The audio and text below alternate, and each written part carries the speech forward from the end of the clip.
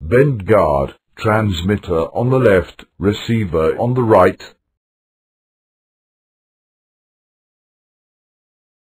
Types of bending. The two most common methods of producing a bend are air bending and bottoming. Air bending. The two most common methods of producing a bend are air bending and bottoming.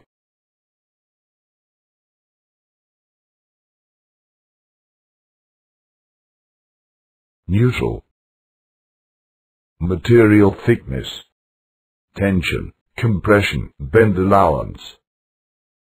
VE axis. The VE axis is more commonly known as the crowning axis or bend deflection. It corrects any bend distortion in the center of the part that may occur when bending a long piece of material. The VE axis is important only when your workpiece takes up much of the die bed area.